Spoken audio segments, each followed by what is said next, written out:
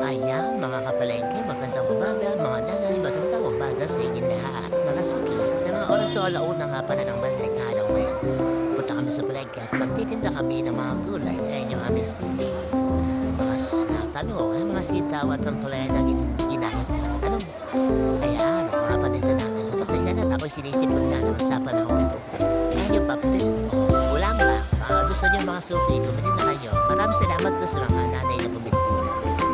Ayan, sa madaling araw na yan. Sobrang talagang dadog sana ang mga suki namin ngayon.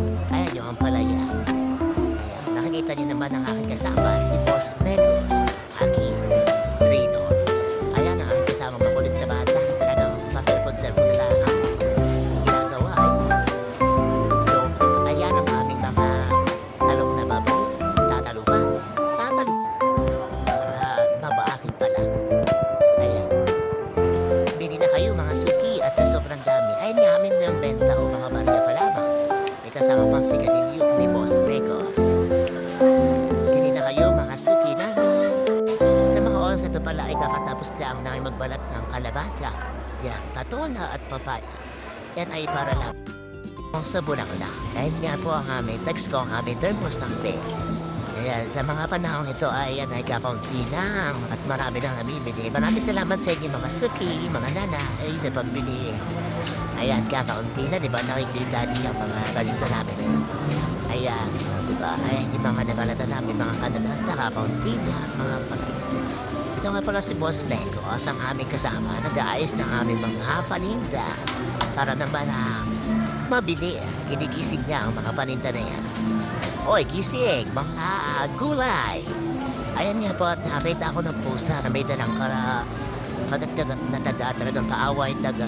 Aray ko, may pamilya yan, pusa. Paano na pamilya nang naiwan? Nakita ko yung taga na yan at talagang napakadaming dugo. Sugat na, talagang tanggal na ang ulo baga. Wala na yung ulo. Talagang kaawa baga mga kapalengke. Ayan, sa oras na yun, nakakita siya ng isang pusa din at talagang parang may palap rin na ng agawin sa kanya. Sa natakot siya sa diwanang si tatay ay talagang binubugaw siya ni tatay. Hindi talaga siya nagalaw eh. Ayan o.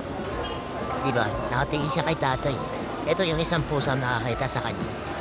May balak din kuhain sa kanya yung pusa. In the guy, talagang kayo mga pusa ay pasaway. Ayan, sa panahon na yan, ay sa oras na yan, hindi pala panahon. Nagdala kami ng gulay, naghatid sa baba sa aming suki. Talagang araw-araw yan eh, bumibili sa amin. Maraming salamat sa iyo. Sa aming suki. Ayan, talagang napakasipag.